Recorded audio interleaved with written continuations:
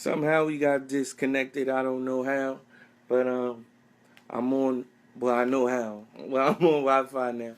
But back to Joe Budden. So he's on Ebro in the morning. Of course, they want to talk to him about Drake. Of course, they want to talk to him about throwing the rocks and chasing the kids and all of that type of stuff. Joe, why else do you think that you would be on a show like that? Why do you think that you popping right now? Because you're coming at Drake. Because you're chasing kids down the street in your holy tank top and your holy wife beater, hopping out your car, threatening children. This is why you're in the news right now. I don't understand why you would think that. I don't know why you would think otherwise. Like, oh, well, they're just on here to interview me about my new album coming out. You of all people know that you're not popping in the streets for your music. I say this as a Joe Budden fan. Number one fan, I would say. I would go, maybe not number one fan. I'm not a stan, but I'm definitely a fan. You know? So it flabbergasted me that he was appalled by the reason why they had him up there in the first place. So number one, I don't buy it. I don't buy it. I just don't buy it.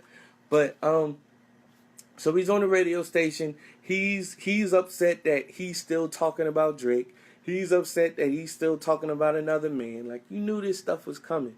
And just to give you some more context, Joe Budden, they view Joe Budden as family on Hot 97. In the early 2000s, he had a radio show on Hot 97. He had a morning show on Hot 97. He's friends with a lot of people at the radio station. Yeah, they think that this guy is a good guy. You know, like they're friends with him. Angie Martinez is one of his close friends. So with that said, Joe Budden has a podcast. For those of you who don't know, he has a podcast. On his podcast is one of the people who work for Hot 97. She was upset with how she was let go from her job on the podcast, on Joe Budden's podcast. And Peter Rosenberg, another radio personality on Hot 97, was upset the way that Joe Budden let him go on the podcast. They expressed it. Joe Budden, and like he would do in prime and sheer Joe Budden fashion, said, "Can I be honest with you? As you guys are telling me and lamenting to me how you feel and all of that, I just want to let you know one thing. I don't care." And it hurt me at that moment. I'm like, I can only imagine how they feel because I'm hurt by that. Daggone it. You don't care. These are literally people that were in his corner, helping him start a podcast, helping him just through his depressed state and like just being there for him, and they expressed different avenues and ways in which they've helped him along the way and throughout the years and all of that type of stuff.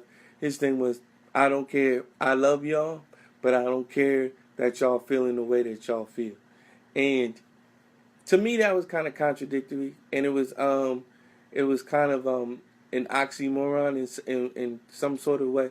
Like, how can you say that you love someone, but you don't care how you're making them feel? I don't know how that correlates.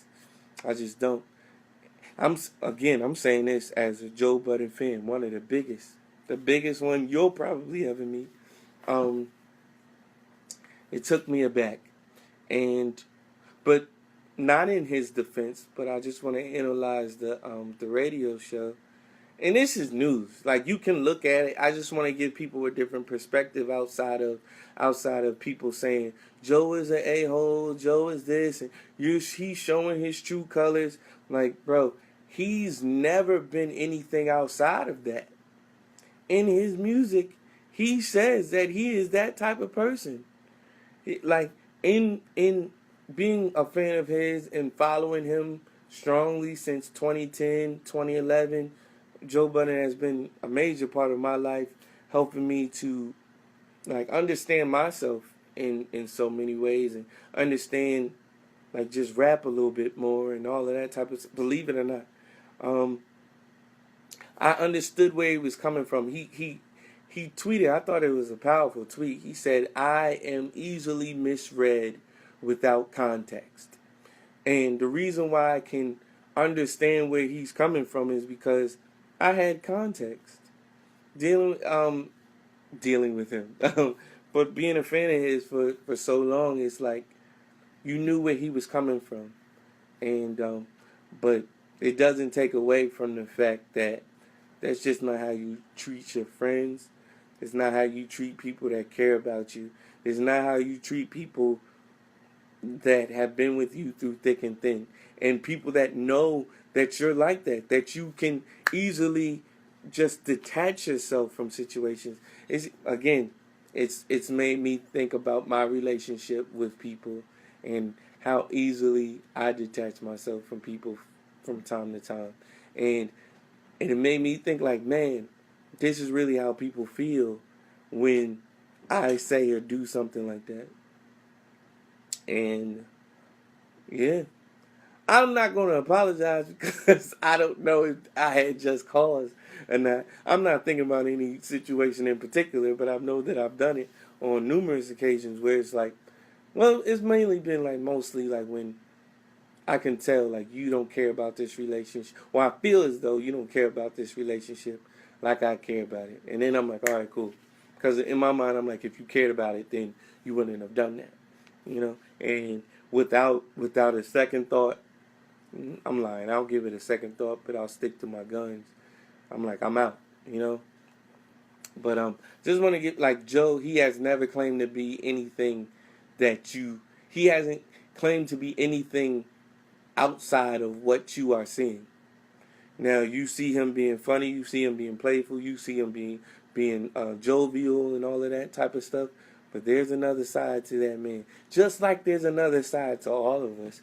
Just like people hate to be pigeonholed into this one type of thing, like where someone is viewed as being serious and very serious and takes themselves very seriously. You see them outside, you see them at a party or something. It's like, well, I've never seen this side of you. Like, well, people, believe it or not, are multifaceted. Maybe I would only understand that from a person who is very monotone in their personality. That's the only person I would understand that from. But people always seem to only associate multifacetedness with themselves. And they don't understand when somebody doesn't fit their mold like they thought that they should. I don't get it. I get it, but I don't get it. It's like, well, I never thought that you never thought I could have fun? Or, oh, you never thought that the fun guy could also get upset. You never considered that I was a human being. You never considered that I was a person. You never considered that I had emotions, that I had feelings, you know? And you never considered that I was a flawed human being. And I think that's always something to keep in mind when dealing with people. Is like, yo, nobody's perfect, and nobody is above being quote unquote outside of themselves. You know, so get a grip on that. Joe Budden, you were wrong though. I need that to be on record. You were wrong. I love you, man, but you were wrong. Speaking of people being detached, Lil Bow Wow has announced his retirement, and it's less right now. It's less about Lil Bow Wow and more about people who helped this man go triple platinum and was an integral part of their youth and, you know, their childhood and their adolescence, and they just want to throw this man out with the bathwater. I don't understand it. I don't. So Bow Wow, I call him Little Bow Wow. He will always be Little Bow Wow to me. He goes by Shad Moss now. He dropped the little years ago. but he will always be Lil Bow Wow to me. So, since no one is celebrating Lil Bow, you know what I think? Maybe he thought he was gonna get a farewell tour like Kobe Bryant. Maybe he thought he was Kobe Bryant for a second. Maybe that's what he thought. And I'm not upset. I am but we all know Bow Wow to be very he's very detached, or like he's not connected to reality.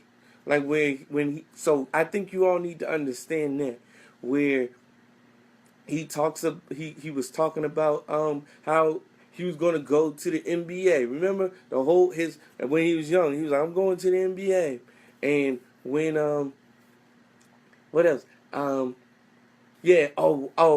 I don't know the black experience because I'm mixed, bro. Nobody knew you were mixed till this year. Like you could literally pass for a whole Negro. Like you could literally be a whole Negro and or not have been. Nobody thought you were mixed with anything. Your dad looks half something, so you would only be a quarter something. I guess you could consider that mixed. What? But I said all that to say this. Bow Wow is detached from society. He's detached from reality. So when he announces his retirement and he thought that people would care, you can't be surprised by something like that. But like I said, it's less about Little Bow Wow and it's more about you adolescents, or you people that were adolescents when he first came out and you were rocking to his music and you loved his music and you just thought he was so cute, and he went triple platinum. I think he went double platinum on the first album and went triple platinum on the other album and all of that type of stuff, and you just want to erase it from your memory like you guys were never Lil Bow Wow fans. And that is where my sympathy comes in for Lil Bow Wow, because I think you guys helped him become this detached. You had to. Now, I say you guys because Lil Bow Wow, when he came out, he was 13 years old. When he came out, he was 13 years old. I'm in the 6th grade when this guy comes out.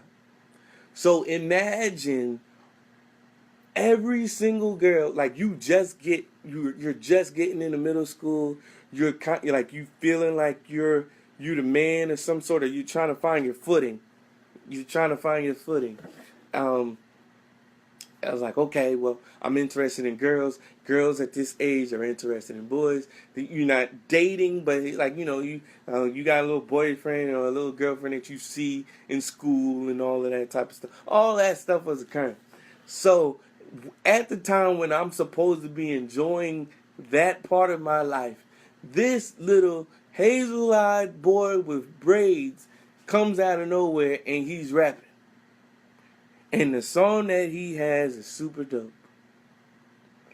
I was never a Lil Bow Wow fan. But most of you people that are dogging this man now, y'all were. Y'all were. And this is what I hate. Y'all forget the hits. You forget the joy that he brought to your life. You forget Puppy Love. You forget Bounce or what you call. All I want to do is see you bounce. I think it's called Bounce With Me. Don't quote me. But it's called Bounce With Me. You forget My Name Is. You forget the only thing that keeps me up when I'm feeling down. I don't know about you, but I gotta keep my arms up. Y'all forget about that. And then for the memes, because the memes are funny and all of that type of stuff. But you people want to act like y'all wasn't Lil Bow Wow fans. Y'all were. And I might have been a closet Bow Wow fan. I'm not ashamed to admit that now at this age. But at 11 years old, I hated Lil Bow Wow.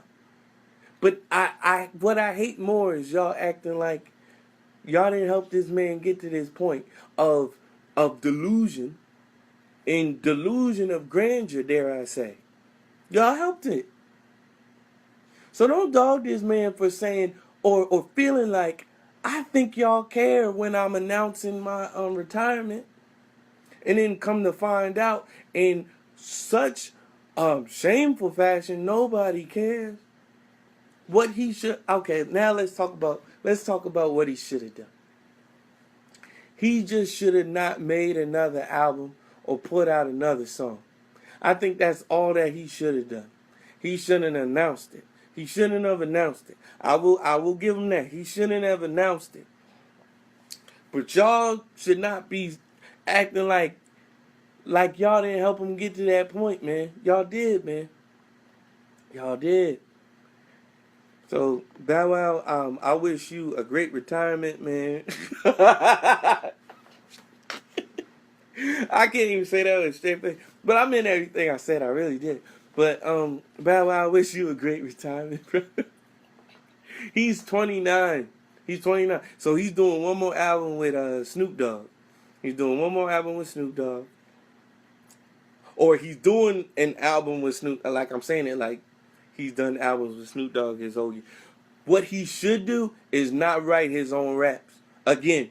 Because when he wasn't writing his own raps, y'all loved Little Bow Wow. Y'all loved it when that's who he needs to get back on. He needs to get T.I. and Da Brat and JD back on his writing team. And he just needs to say yes to everything that they want to rap about. Whatever. Because that was the working formula. That was the working formula at that time. You know? So, Lil Bow Wow, I hope you, or Shy Moss, I'm not trying to disrespect you. Whatever you want to do with your life, God bless you. I mean, I don't know what you want to do with your life, so let me not put God blessing on that. But I wish you a happy retirement, man. I really do, man. Even though I hated you in middle school, it's still a memory for me. And even though I appreciated your demise when girls stopped liking you as much and stopped liking you all together, I appreciate those moments. Why? Because they're memories and they're things that I will never forget. I remember your beef with Lil Romeo, and I wanted Lil Romeo to tear you up because I didn't think he was a better rapper than you, even though you're not a rapper. You were a gimmick. That's what it was. Lil Bow Wow, you were a gimmick, man. And I don't think you knew it. I'm going to end it right there because, man, I don't even want to get that deep. I don't want to get that deep. I'm sorry. I'm not going to get that deep. So, okay. So we're on the subject of Lil Bow Wow being disillusioned. And we're going to talk about another person, another black male who is in the spotlight and who is disillusioned. Cam Newton. Mr. I'm dabbing and I'm getting all this attention, all this negative attention because I'm an African American quarterback and they've never seen anybody like me. You have come out of your mouth and said that you think that America is beyond racism and that we are no longer dealing with that as a nation. In all seriousness, what world do you live in where you can say that for sure? I don't even know if you really believe that. Maybe you said it for the tablet. Maybe you said it for the newspaper. Maybe you said it for the press. Maybe you said it in a sarcastic way. I don't know. I wasn't there, but I see what's printed. How could you say something like that? With all that's going on now. With the reason why you're not, so they had for quarterbacks, I think ESPN did it. They had like tier 1 quarterbacks and tier 2 quarterbacks. So tier 1 meant that the team won because of said quarterback. So I think they only had 2, maybe 3 top tier quarterbacks on that list, and that was Tom Brady and Aaron Rodgers, both who are white males, of course. And it's okay that they're white. It's okay.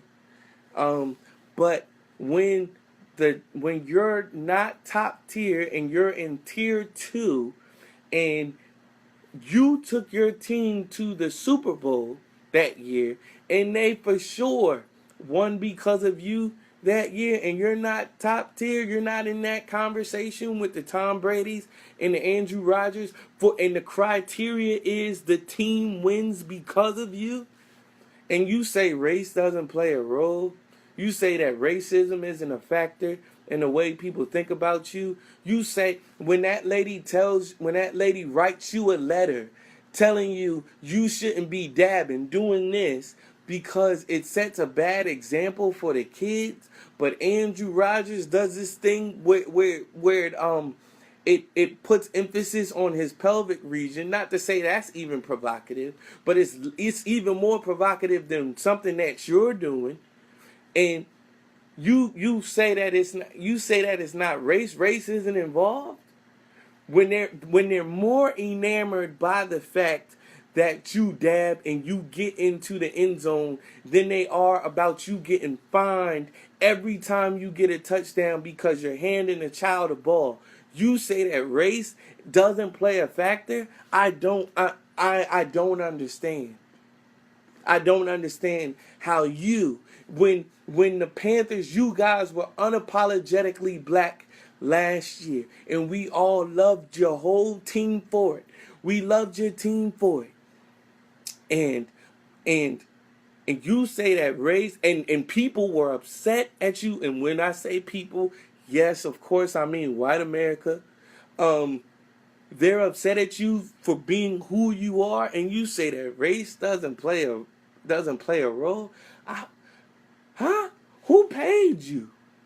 Who paid you? That's what I think. Who paid you to say something like that? Do they know that you're one of the faces? You're one of the faces. So, oh, yes. So you're what America is afraid of. On, dare I say, on a very small scale, but afraid nonetheless. You are a black quarterback. Why America is afraid of a black quarterback? I don't know. My guess is, it's a black man in a leadership position. This is just off the top of my head. What I'm thinking of, off the cuff. It's a black man in a leadership position. Hold on, let me read. I'm going to read some comments. Most of y'all ain't been saying that. Y'all just been laughing and stuff. But look how he dressed. Something. Word. Yeah, Cam, something's wrong. Something's wrong. Cause I saw you in those leopard loafers. I sure did. In those capri pants that you had on and the pimp hat. I saw that. But guess what that is? Even that is unapologetically black. Do you think Aaron Rodgers would be wearing something like that? Do you think Tom Brady would be caught dead in something like that? I think, and it's okay to be you. But how dare you let that come out of your mouth? In excuse me. Especially in the state that we're in right now. Especially in the climate that America is in right now. I think you were paid to say something as asinine as that. I think you had to have been. You had to have been. I don't, Cam, you gotta speak more for something than just a check, bro. You call yourself Superman. Let's say this, and I'm gonna end on this. You don't think that we as a people need a Superman right now? That's all I'm gonna say to that. So I didn't want this to be like a super long podcast. Yeah, I feel like he had to be threatened in some way, Dev. Responding to some post. Whether it be threatened or is like whether it was threatened like you better say some bullcrap or we're not gonna give you $12 million or whatever is a lot of money to you. I don't know. But I wanted to talk to you guys about the night of. So the night of is an HBO show. So I would say half that cuts half of us off right now. The only reason why I know about it is because one of my coworkers gave me he gave me his. Well, no, I knew about it before then, but I'm caught up now because I told him, I'm like, man, I really like that show. I'm trying to finish it, and he gave me his HBO password. Sorry, y'all can't have it. Shout out to Isaac, but Yeah. So the show is about some guy. I'm not going to give too much away, but it's written in such a way where you're captivated all the way through. Um, it's been a supplement for me. It's been everything that Power has not been for me this season. Um, even though, I think you all know, if you've been on social media at all, you know that Tommy, he killed Holly. So I don't think I'm doing a spoiler right now, but it's been everything that Power hasn't been for me. It's been captivating. It's been comical. It's been it's shot well. Um, it's it keeps you on the edge of your seat. You care about what happens. You know, it's been a good show, and it's about someone being framed. And if you're anything like me, where you like justice, whether whether it is on the side of the plaintiff or the defendant, you just want truth to be truth. You want the truth to be known. If you're anything like me, that this show will captivate. But it's weird because even up till now, and you're 6 episodes in, you can go either way. You can go either way. You can choose to believe that he did it, and he just didn't know that he did it, or you can choose to believe that he didn't do it. You can choose to believe that he's innocent or not. Like, it's still ambiguous. And for it to be 6 episodes in, and you still like, man, maybe he did do it, or man, maybe he didn't do it. It keeps you really intrigued. So check that out. It's called The Night of on HBO. I'm getting ready to get out of here. Hey Naima, hey Dara, hey everybody. Um, oh yeah. So what I like to do, for those of you who don't know, I do artist suggestions every now and then. I've been slacking on my artist suggestions, but there's a guy by the name of Trey McLaughlin, or McLaughlin, and he has a choir named The Sounds of Zamar. Um, this would be my first gospel one, I think. But yeah, he's got incredible music, and I try to put people on that, or try to let other people know about lesser known artists, and not so much about, oh, the new Beyonce song is out. You know what I mean? Like, it's like, man, you know about these people. You can find these people in the dark. You know what I mean? You're not looking for these people. They just pop up at you. You know what I mean? So it's like, I want to shine light and put the limelight on people who you just don't see, or probably would never hear about if someone didn't tell you about them. And you did miss the whole conversation, Naima. I'm wrapping up right now. This is my grand finale right now. So Trey McLaughlin, or McLaughlin, however it's pronounced, in The Sounds of Zamar. I found him on YouTube. I forget what song they were doing. No, they were singing "Better Is One Day in Your Courts," and the way that he arranged it is incredible. His voice, he's a very unassuming man. He doesn't look like he can sing, but he can really sing. He can sing very well, and so can his choir. They're just as talented, if not more talented, than him. Who is that? Yeah, he is dope. Damien, shout out to Damien. So check him out, Trey McLaughlin, in The Sounds of Zamar. I'm going to get out of here, guys. I'm going to try to do another one. No, not going to be this week. Going to be a tough week. I'm out shooting, man. Y'all keep me in prayer. And thank you guys for staying up with me. It's 12:05. And but there'll be more podcasts. I got to get back on my grind, man. It's just been a lot. Juggling a whole lot of things. And it's good things, good stuff coming down the pipeline. Jackie, you are super late. I'm going to go now. It's time to go. So, yeah. So check out Trey McLaughlin, Better Is One Day, and then just discover him from there. I've got his album. They only have one album out. I've got it because I've got Apple Music, It's worth the $10 a month if you don't have it. If you got Spotify, cool. I'm not about to get into a Spotify, Apple Music, or Tidal war with y'all. Do whatever y'all do if y'all can stream music. If you know, so yeah, I'm gonna keep it up, man. I appreciate that. Thank you. And so we out, man. Next week I will not be doing this. I'll probably try to get better at this live thing and just do it every 5 episodes or something like that, so people don't be tired of it. And I'll probably try to do it way earlier, so enough of y'all is even listening to this or watching this. So I appreciate it. But I'll holler at y'all, man. I'll see y'all wherever I see y'all. Peace out.